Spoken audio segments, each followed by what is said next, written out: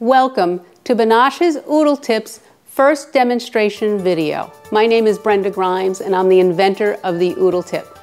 First, I'd like to introduce the product. We have the OodleTip and we have its little version called the Little Oodle Doodle for children.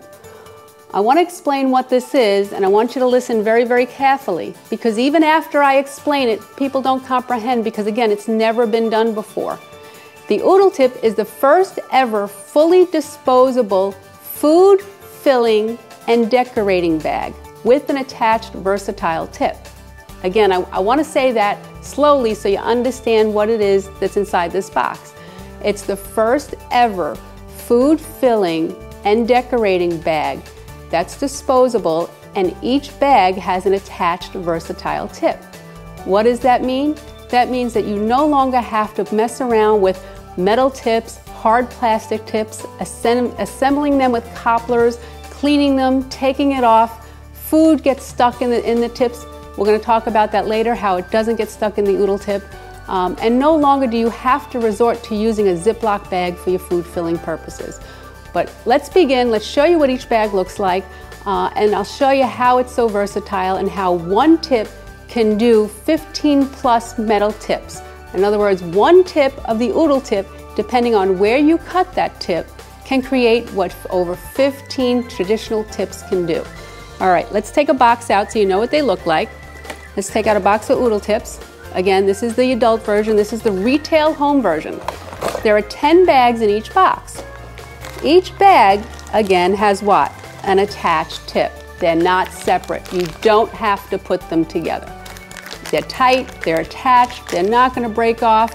You could put some heavy-duty food in here, twice baked potatoes, frosting, whatever it is you desire. It's not going to come apart.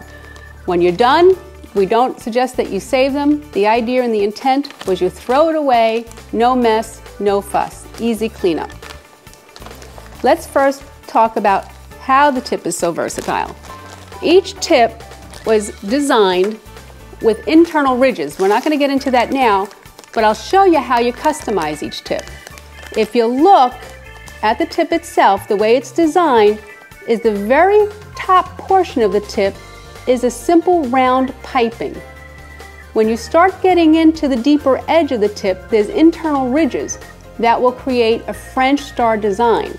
And depending on where you cut this tip will depend on not only the size of your shape, but the design of your shape as well. So again, look at the tip. We'll try to get some close-ups of the tip later. But when you cut up here, this is primarily for where you're going to write happy birthday on a cake, where you're going to put little dots, where you're going to do your detailed designs, maybe even just decorating a cookie with some icing. On the latter portion, the thicker portion, there are internal ridges, thick ridges, that as the food and or the frosting extrudes, it's going to create a French star design. And you can go anywhere from 1/4 inch all the way up to almost an inch in a French star design. And then, lo and behold, if you cut at the very top of the tip, in the back end here, you can get that beautiful puff type of design that they're doing with Cupcakes now, the cloud design. You can also use it for heavy food filling. How is the tip so versatile? Well, it's easy. You don't need a cobbler. Again, the tip is already attached, it's attached to the bag. The way that you get your shape and design is simply by using a pair of scissors.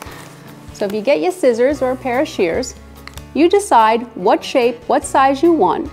Again, if you cut very close between 1/4 and the end of the tip, you're going to get your intricate designs, your lines, your dots, your writing, your very detailed round designs. And obviously if you cut it more towards the end, the smaller that round is going to be. If you cut it up more towards the French star, it's going to be a larger round. Again, you have to play with it a little.